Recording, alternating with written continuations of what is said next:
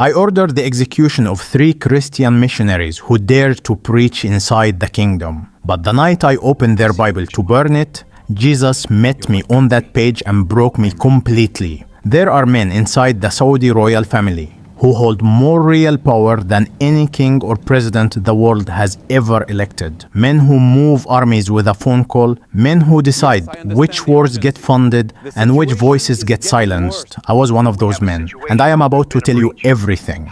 My name is Faisal Al-Dawsari. I am a former senior prince of the House of Saud. I was born into one of the most powerful dynasties on the face of this earth. And for most of my life, I used that power to crush anyone who threatened what I believed was the holy order of Islam. I am speaking to you today from an undisclosed location somewhere in Western Europe.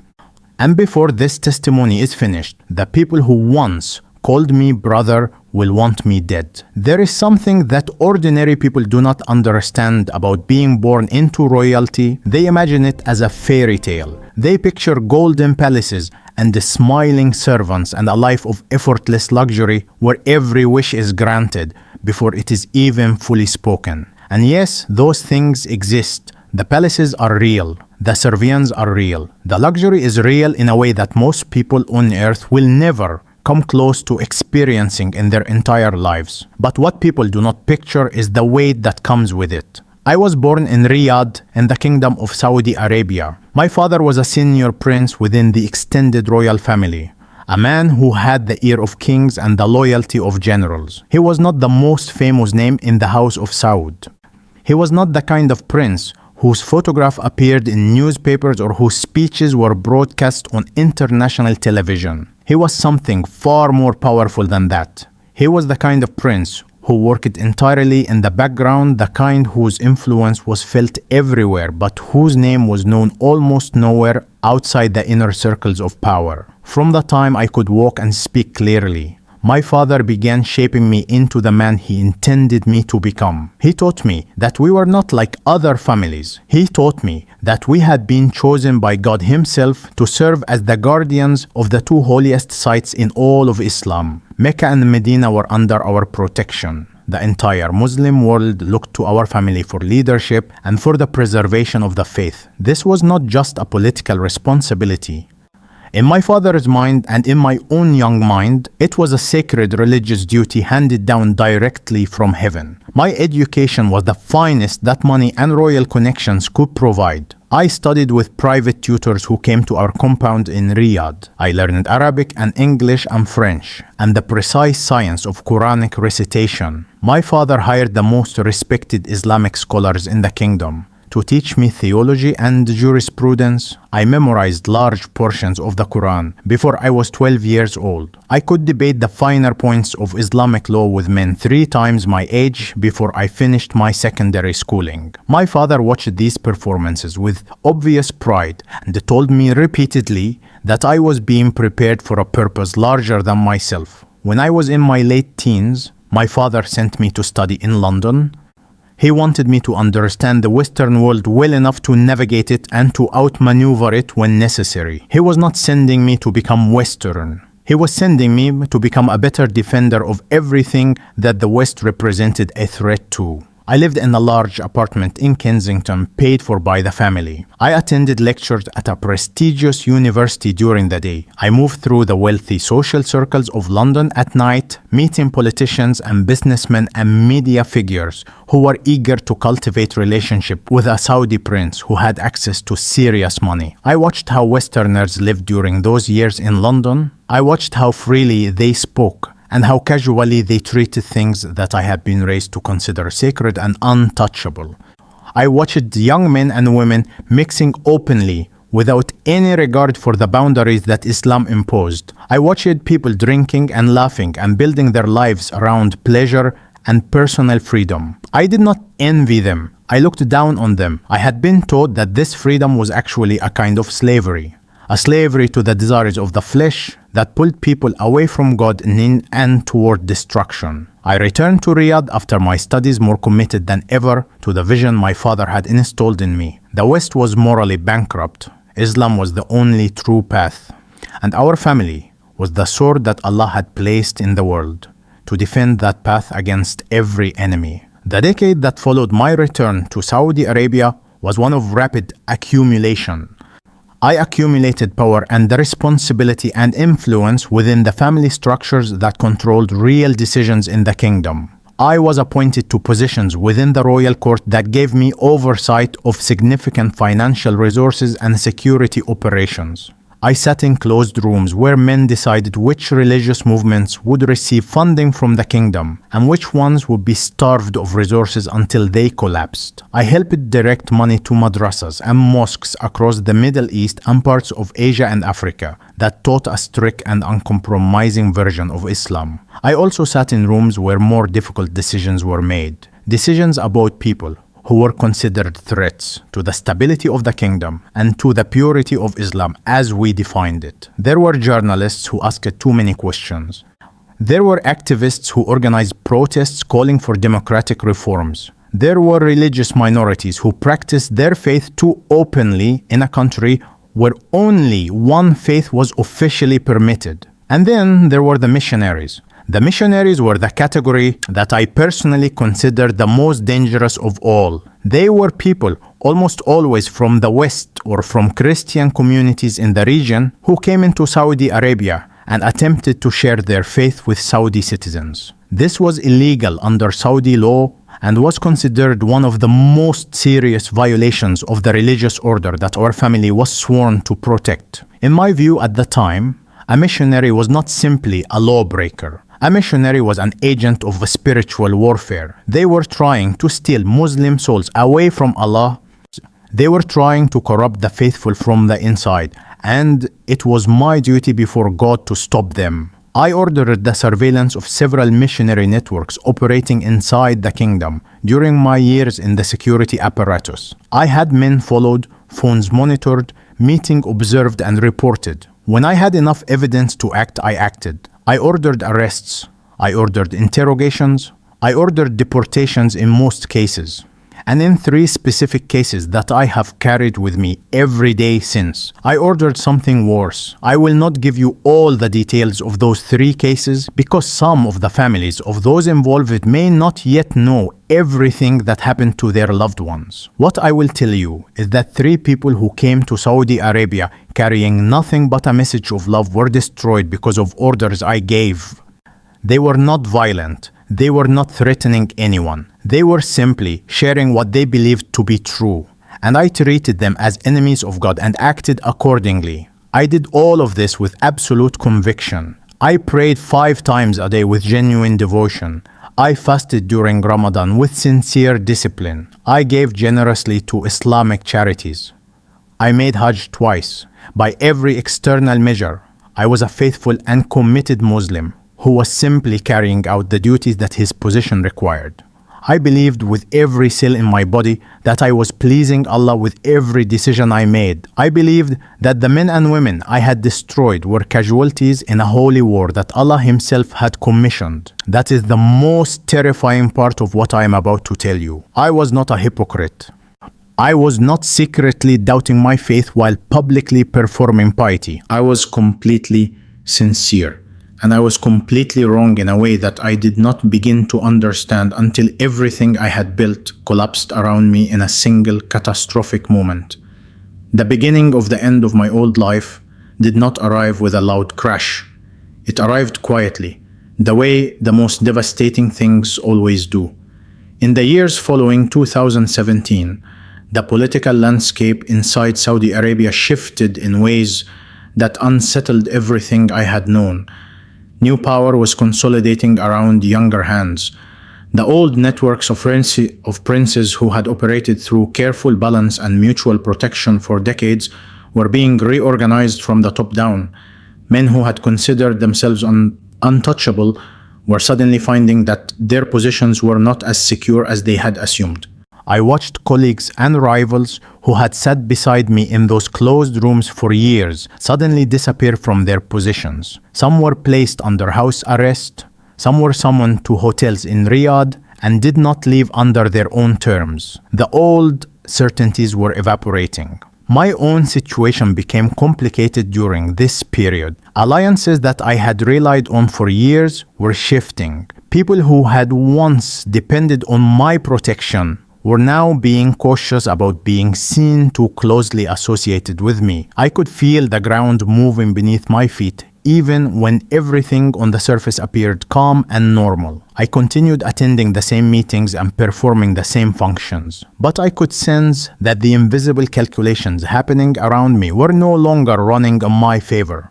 It was during this period of internal pressure that I began spending more time alone. I had always been a man surrounded by people, advisors and assistants, and family members and contacts who filled my days with activity and purpose and the constant noise of important business. But now I found myself withdrawing from that noise. I spent evenings in my private library in my palace in Riyadh, surrounded by walls of books that I had collected over decades. My library contained hundreds of volumes. Islamic theology and jurisprudence obviously took up entire shelves.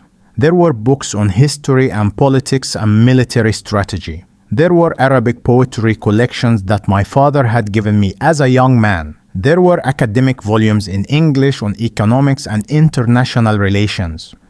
But there was one book in that library that did not belong. A book that should never have been there at all. It had been confiscated. Several years earlier, during one of the missionary network investigations I had overseen, my security team had collected materials from a safe house where a group of believers had been meeting secretly. Among the items collected was a well-worn Arabic Bible. The people who brought it to me expected me to order it destroyed along with the other materials. This was standard procedure. I had ordered the burning of such materials many times before without a second thought, but something that day made me keep it. I told myself it was for intelligence purposes. I told myself I wanted to study the enemy's text so I could better understand and counter it. I had a vague memory of an Islamic scholar I had studied under as a young man who said that a warrior must understand the weapons of his enemies. I placed the Bible on a shelf in my private library, behind a row of Islamic jurisprudence texts, where no one who entered my library would easily notice it, and I forgot about it. Or I told myself I had forgotten about it. One evening in late autumn, during those quiet and unsettled months when my political position was growing uncertain, I found myself standing in front of that shelf in my library. The rest of the palace was still. My household staff had retired for the evening. My personal security detail was posted outside the building as usual. I was completely alone in that large, quiet room. I do not know exactly what made me reach behind those jurisprudence volumes and pull out the old Arabic Bible. I had not planned to do it. I was not on a deliberate search. My hand simply moved to that shelf and pulled it out. The cover was worn soft with use. Someone had held this book hundreds of times before me. Someone had read these pages carefully enough to leave faint pencil marks in the margins, small notes and underlined passages in a handwriting I did not recognize. I told myself I would look at it for a few minutes out of curiosity and then put it back. I opened it at random somewhere toward the back, and my eyes fell on a passage in the Gospel of John, chapter 8, verse 32. The words were simple and plain in the Arabic translation. They said, "You will know the truth, and the truth will set you free." I read those 8 words and I felt something move in my chest. I did not understand the feeling. It was not a feeling I had a name for. It was not the warm satisfaction of confirming something I already believed. It was not the intellectual pleasure of encountering a well-constructed argument. It was something more uncomfortable than either of those things. It felt like the moment when you realize that a door you thought was locked might actually be open if you just pushed it properly. I closed the Bible and put it back behind the other books. I left the library and went to bed, but I could not sleep. Those 8 words kept moving through my mind in the darkness. You will know the truth, and the truth will set you free. I lay there in the silence of my palace and I asked myself a question that I had never allowed myself to ask before. What if there are things I do not know? What if there are forms of truth that everything in my life has been carefully designed to prevent me from encountering? I pushed the question away and eventually fell into a restless sleep. But it came back the next night, and the night after that. And every night for the following 2 weeks, I found myself back in my library, pulling out that worn Arabic Bible and reading a little more of it. I read about a man who healed the sick and fed the hungry and defended people whom the religious establishment had condemned. I read teachings that turned everything I understood about power and authority completely upside down. I read about a God who did not demand conquest and submission, but who offered himself as a sacrifice. I read about forgiveness that was not earned through ritual or religious performance, but given freely to anyone who asked for it. And the more I read, the more something inside me that had been tightly locked for my entire life began to tremble at its foundations. The political crisis that I had been sensing for months arrived suddenly and without warning on a Tuesday morning in early spring. I was summoned without advance notice to appear before a committee of senior officials. The meeting was brief and cold and conclusive. I was informed that my responsibilities were being reassigned. My access to certain classified operations was being revoked. I was being removed from the positions of real power that I had held for over 2 decades. I was not arrested. I was not publicly disgraced. The House of Saud rarely operates that openly when dealing with its own members. I was simply quietly moved to the side. My security team was reduced. My access to the internal communication systems was cut. The phone calls and messages from powerful contacts that had filled my days for 20 years slowed to almost nothing within a matter of weeks. I was still a prince. I still lived in my palace. I still had access to significant personal wealth, but the real power, the invisible influence over decisions that affected millions of people was gone. I was 54 years old, and I was beginning again from nothing, except I had no idea what beginning again even meant for a man like me. The weeks following my removal were the most disorienting of my life.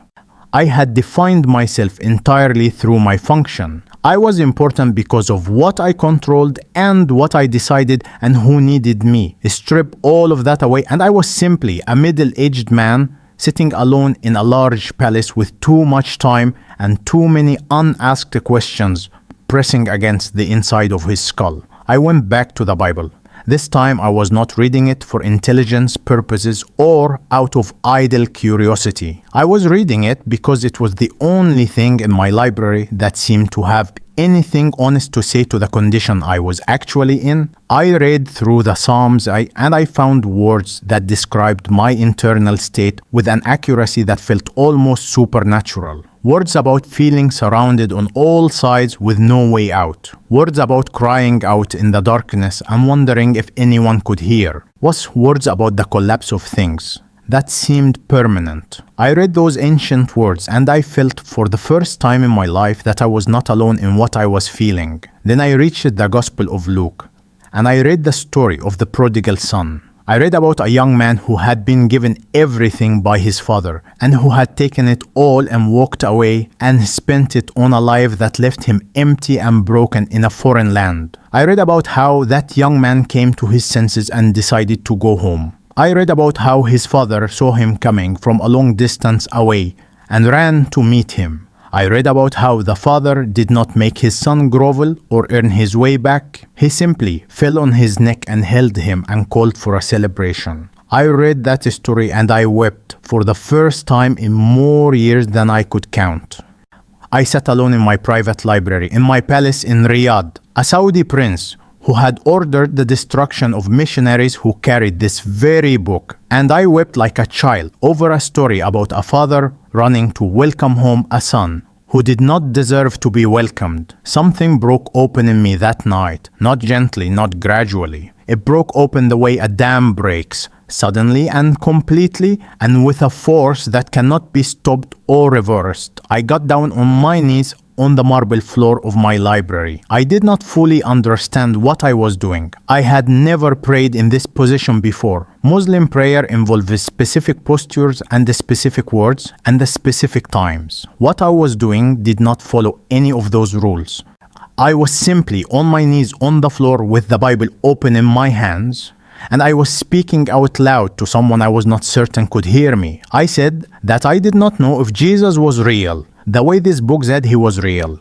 I said that if he was real, I needed him to show me, because everything I had built my life on had just collapsed, and I had nothing left to stand on. I said that I was not a good man. I said that I had done things that I could not undo. I said that I was sorry. I said those two words, I am sorry, over and over again into the quiet of that library. And it felt like the most honest prayer I had ever spoken in my entire life. And then something happened that I cannot explain in any terms that fit neatly inside the boundaries of normal human experience. The room did not change. Nothing visible shifted.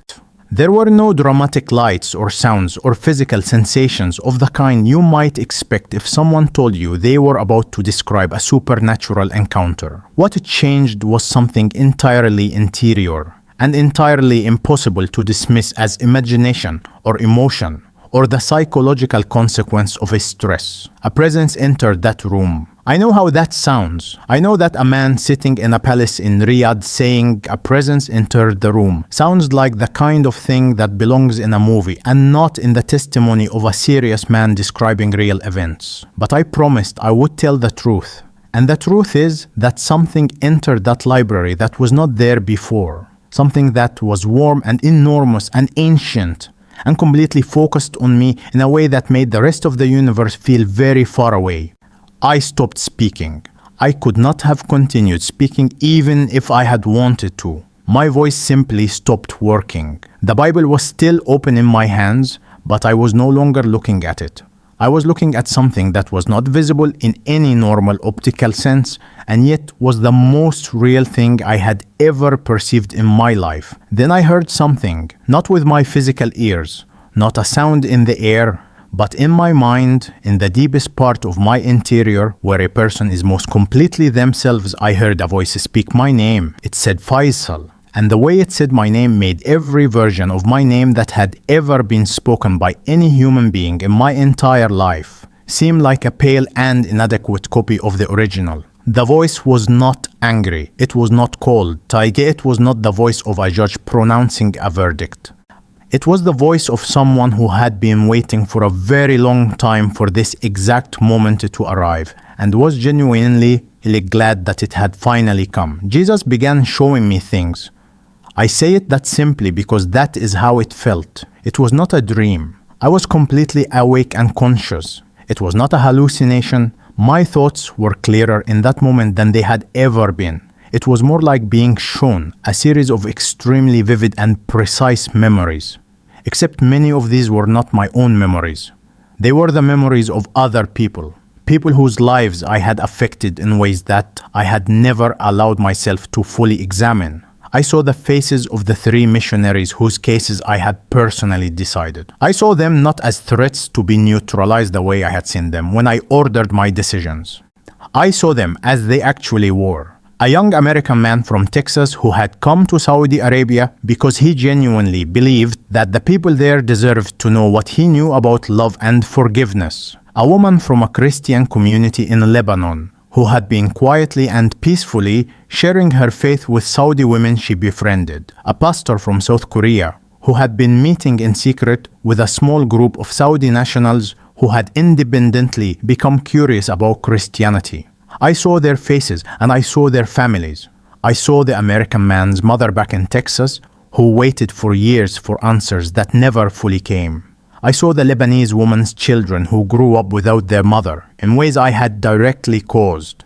I saw what my decisions had meant in actual human terms for the first time rather than in the abstract ideological terms I had always used to process them. Then Jesus showed me something else. He showed me the small group of Saudi nationals who had been meeting with that Korean pastor in a rented apartment in Riyadh. He showed me their faces in those secret meetings, not as subversives or religious criminals, but as people who were genuinely hungry for something they had never been allowed to find. Young men and women who had questions that no imam had ever answered. People who had been reaching toward a truth that their entire society was organized to prevent them from touching. He showed me what happened to them after my security team raided that meeting. I saw consequences I had written orders about without ever needing to witness directly, and I felt the weight of every single consequence in a way that was unbearable. I was on the floor. I do not know when I had moved from kneeling to lying completely prostrate on the marble, but I was on the floor with my face down, and the Bible is still open beside me, and I was shaking the way a building shakes during an earthquake. Then the voice spoke again. It said, "Faisal, I did not make you to destroy my people. I made you to find me." That sentence entered me the way a key enters a lock that has been waiting for it for 50 years. Everything in my life, the power and the certainty, and the religious conviction, and the violence done in the name of faith, all of it suddenly appeared in a completely different light. I had not been serving God. I had been serving a system that used God's name the same way powerful men have always used God's name, as a justification for protecting their own power and eliminating anyone who threatened it. The God I had been serving required blood and obedience and the crushing of dissent. The presence that was with me in that room that night required nothing except that I stop running and turn around and come home. I asked the question out loud. I asked it in Arabic in a broken voice, barely above a whisper. I said, "Can you forgive what I have done?" The answer did not come in words this time. It came as a sensation that I will spend the rest of my life searching for adequate language to describe. It was as if every single thing I had ever done that was wrong, and there was a great deal of it, was being lifted away from me simultaneously. Not excused, not minimized, not pretended away. Lifted. The way a physical weight is lifted from the shoulders of a man who has been carrying it so long that he forgot what it felt like to stand upright. I wept on that floor for what felt like hours. When I finally sat up, the palace was completely still around me, and the clock on my library wall told me it was past 3 in the morning. The Bible was still open beside me. My hands were still trembling slightly, but something fundamental inside me had changed in a way that was permanent and irreversible. I was not the same man who had knelt down on that floor. I picked up the Bible and I held it against my chest. And I sat there in the silence of my library in my palace in Riyadh, and I talked to Jesus the way you talk to someone who has just saved your life.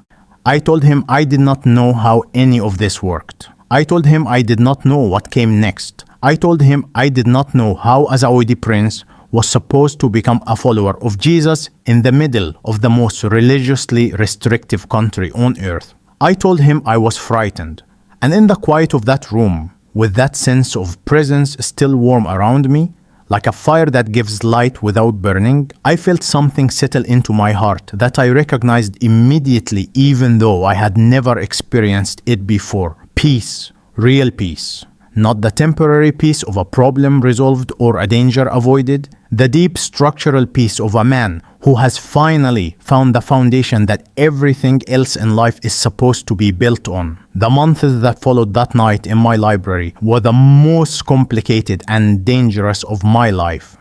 I could not tell anyone what had happened to me. The consequences of a Saudi prince converting from Islam to Christianity were not abstract legal matters. They were immediate and potentially fatal. Apostasy was a crime in Saudi Arabia.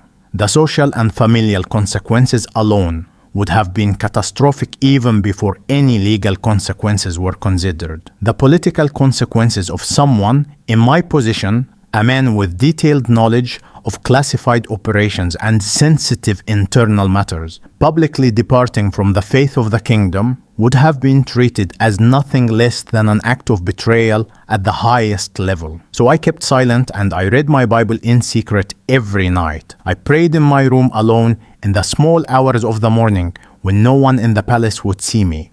I spoke to Jesus in whispers the way a child speaks to a parent in the darkness when they do not want to wake anyone else in the house. My external life continued looking essentially unchanged. I attended the required prayers.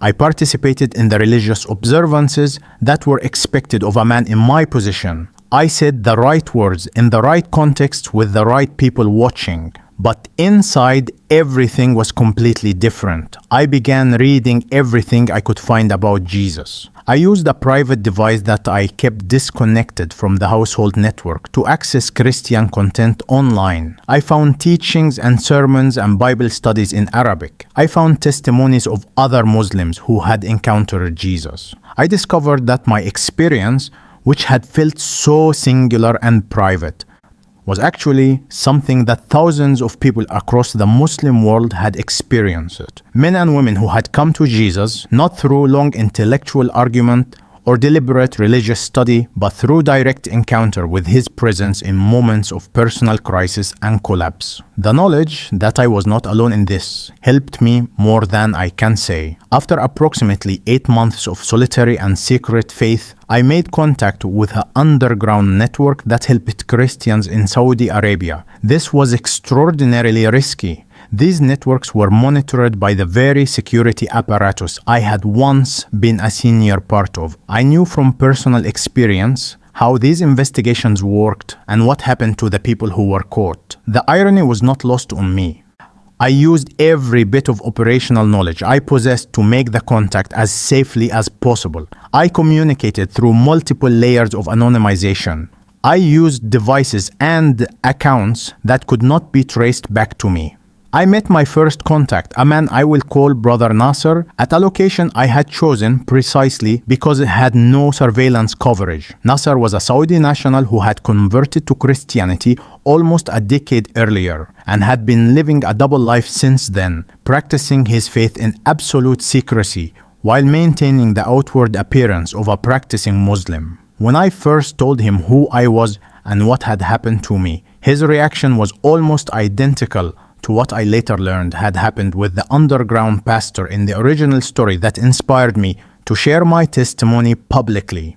He was terrified that it was a trap. He sat across from me in that small room, and I could see him calculating the possibility that a former senior prince from the Saudi security apparatus was sitting in front of him, claiming to have converted to Christianity as part of an elaborate intelligence operation. I looked at him, and I told him the truth plainly. I told him that if I wanted to arrest him, I would not need to fabricate a conversion story. I already had more than enough to arrest him 10 times over through legitimate surveillance methods. I told him that what I was doing was the opposite of a trap. I was the one who was vulnerable. I was the one who was risking everything by sitting in this room. Something in what I said, or perhaps something he felt beyond what I said, convinced him that I was genuine. Nasser became my spiritual brother during those months in Riyadh. He brought me materials. He connected me quietly with 2 other believers, a man who worked in the private sector and a woman who taught at a university. We met in small groups in carefully chosen locations, never the same place twice, always in short sessions that minimized the risk of detection. For the first time in my life, I experienced what the Bible calls fellowship. I experienced what it felt like to sit with people who knew the complete truth about who you were and loved you anyway. I began making practical preparations during the second half of that year. I began liquidating certain personal assets quietly. I moved money into accounts in jurisdictions where the Saudi government's reach was limited. I began building the infrastructure of an exit that would need to happen at a moment of my choosing before the window closed. I also began thinking seriously about my family. I had a wife named Hessa, who had been my companion for almost 3 decades. I had 4 children, whose lives were built entirely within the structure of Saudi royalty. I had elderly parents who were deeply devout and who would experience my conversion as a wound that went all the way to their spiritual core. Every plan I made for my own freedom had to be weighed against what it would cost the people I loved. There were nights during that period when I seriously considered simply staying silent, continuing to practice my faith in secret for the rest of my life, attending the prayers and the observances in public and speaking to Jesus in private.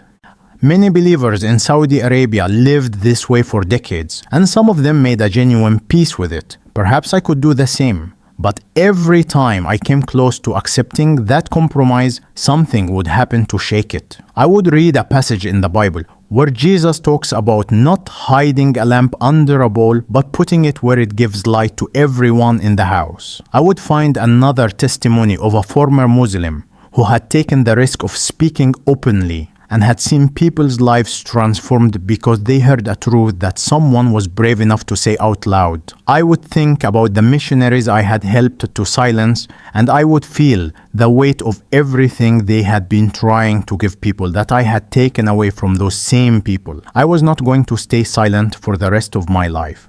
That was not who I had become, and more importantly, it was not what Jesus was asking me to do. The moment that forced the timeline was a meeting I was summoned to in the early part of the following year. It was with intelligence officials who informed me that my communications had attracted scrutiny. They were not specific about what they had found, but the questions they asked were pointed enough that I understood clearly that I had significantly less time than I had thought. I left that meeting, returned to my palace, walked through every room slowly as if saying goodbye to each one individually, and then I called a number that Nasser had given me for exactly this kind of emergency. 48 hours later, I was on a private aircraft leaving Saudi airspace. I used a combination of legitimate travel documents and arrangements made through the underground network to cross into Jordan. And then from Jordan, I made my way to a connecting flight to Western Europe. I left my palace and my country and my family behind me. I left my title and my power and the entire world I had inhabited since the day I was born. I arrived in Western Europe carrying one bag, and inside that bag, underneath everything else, was the worn Arabic Bible with the pencil marks in the margins that had started everything. The first weeks in exile were the rawest and most painful of my entire existence. The physical safety was a genuine relief. The spiritual peace I carried with me was real, and it did not leave me even in the hardest moments. But the grief was enormous.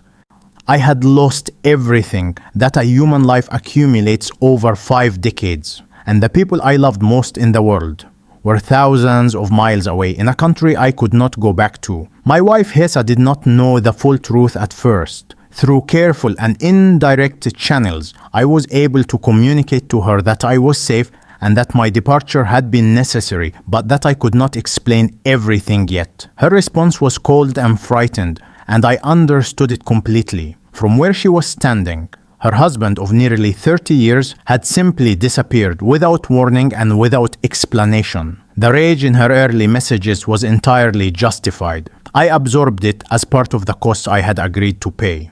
My son Khalid, my eldest, sent a message through an intermediary that I will carry with me for the rest of my days.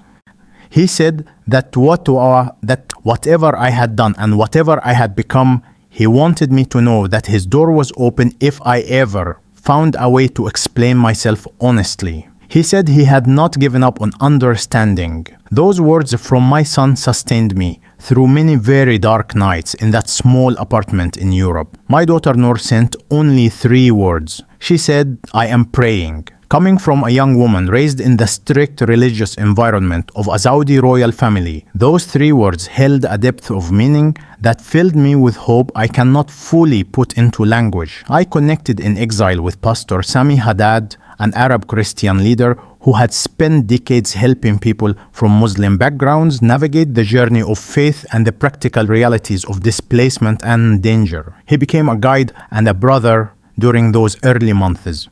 He helped me understand the scriptures more deeply. He helped me process the guilt and the grief. He helped me understand that the road from where I had been to where I was going was not a short road, and that there was no shortcut through the work of genuine transformation. The question of speaking publicly arrived slowly, and then all at once, the way most important things do. I had been in exile for almost a year when I began to feel with increasing urgency that silence was no longer the right choice. I had a testimony that the world, and specifically the Muslim world, needed to hear, not because my story was more important than anyone else's, but because of what I had been. A Saudi prince, a senior member of the security apparatus, a man who had ordered the persecution of Christians and who had been reached by Jesus anyway. If that story reached even one person who was sitting in the same darkness I had been sitting in, the cost of telling it was worth it. I thought about the 3 missionaries whose fates I had decided with a word. I thought about what they had been trying to give to people. I thought about how I had stopped them from giving it. The least I could do for the rest of my life was try to give what they had been trying to give: the truth, the love, the Jesus they knew and I now knew too. Pastor Sami connected me with a Christian satellite network that broadcasts in Arabic throughout the Middle East, a network whose signal reaches into Saudi Arabia and Lebanon and Syria and Egypt and across the entire Arab world, through satellite dishes that authoritarian governments have not been able to fully ban despite their best efforts. The producers there were careful and experienced in handling testimonies from people who faced serious danger as a result of speaking publicly. We spent several weeks preparing for the broadcast. They arranged a secure studio setup that protected my physical location while allowing me to appear live on camera. They arranged for translation services so that my testimony could reach audiences beyond Arabic speakers. They briefed me on security protocols and helped me think through every possible consequence of what I was about to do. On the night of the broadcast, I sat in that small studio and I looked into the camera lens and I thought about every moment that had led to this one. I thought about my father teaching me that wealth and power were signs of God's favor. I thought about those closed rooms in Riyadh where decisions were made about people's lives by men who considered themselves chosen by heaven. I thought about the worn Arabic Bible sitting behind a row of jurisprudence texts and a man reaching for it on a restless autumn evening without fully knowing why. I thought about a marble library floor and a voice saying my name in a way no human voice ever had. I took a breath and I began to speak. I told them everything. I told them about being born into royalty and being shaped from childhood to be a guardian of a version of Islam that served power more than it served God. I told them about London and the contempt I had cultivated for the Western world. I told them about the years in the security apparatus and the decisions I had made about missionaries and believers. I told them about the 3 cases I carried with me every day. I did not hide from any of it. Every word was a confession. Then I told them about the night everything changed. I told them about a worn Arabic Bible confiscated from believers I had helped to persecute. I told them about reading those 8 words from the Gospel of John on a restless evening alone in my library. I told them about falling to my knees on the marble floor of a palace in Riyadh and saying out loud for the first time in my life that I was genuinely sorry. I told them about the presence that entered that room. I told them about hearing my name spoken in a way that made everything else in my life feel like a pale imitation of something real. I told them about being shown the faces of the people my decisions had destroyed. I told them about weeping on the floor and asking if forgiveness was possible for a man like me. I told them that it was. I told them that it is. I told them that I know because it happened to me. I looked directly into the camera and I spoke to every person in Saudi Arabia and across the Arab world who was carrying questions they had never been allowed to ask. I told them that their questions were not a sin. I told them that reaching toward truth was not a betrayal of God, but a search for God. I told them that Jesus was not the enemy that we had been trained to see. He was the one who had been reaching toward them their entire lives. I spoke to every young man being shaped by powerful institutions into a weapon against the people of God. I told them that I had been that young man. I told them that the certainty that such a young man feels is real, and that the love for God that drives it is real, and that it is entirely possible to be genuinely sincere and genuinely wrong at the same time. I told them that Jesus was not threatened by their doubts. He was the answer to their doubts. I spoke to my family. I looked into that camera, knowing that somewhere in Riyadh, Hessa might be watching, and Khalid and Noor and my other children. I told them that I loved them more than I had ever known how to say properly when I was living among them. I told them that leaving was not abandonment. I told them that I had been pulled towards something that was stronger than everything I'd ever believed, and that following it was the most honest thing I had ever done in my life. I told Hesa that she was the most faithful companion a man had ever been given, and that she deserved a husband who lived in the truth entirely, and not just in the truth he was allowed to show publicly. I told Khalid that his willingness to keep the door open meant everything to me. I told Noor that her 3 words had carried me further than she would ever know. I wept openly as I said these things, and I did not try to stop the tears, because every tear was real. And realness was the only thing I had left to offer. Finally, I spoke to anyone watching who had been in rooms like the ones I had been in. Anyone who had used religious authority to crush the weak and silence the searching. Anyone who had told themselves that the violence they ordered was holy because it came wrapped in the language of God.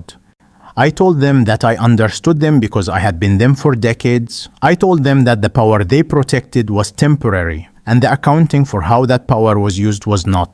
And I told them that the accounting was not the end of the story, because the same Jesus who would ask them what they had done with what they were given was also the Jesus who had come to me in a library in Riyadh and offered forgiveness to a man who had made himself the enemy of everything Jesus loved. No one is beyond that reach. No palace is too high, and no crime is too heavy, and no heart is too defended. I know this because I was all 3 of those things, and Jesus found me anyway. My name is Faisal al-Dawsari. I am a former Saudi prince. I am a man with blood on his hands that I cannot wash off with my own strength. And I am alive in every way that actually matters, because Jesus walked into a library where a broken man was kneeling on the floor and said his name like it was worth saying. If this testimony has reached something inside you that you have been trying to ignore, do not ignore it any longer. Write in the comments, "He found me too." Let it be your first honest step toward the door that has been open for you your entire life. He is not waiting for you to become worthy. He is waiting for you to come home.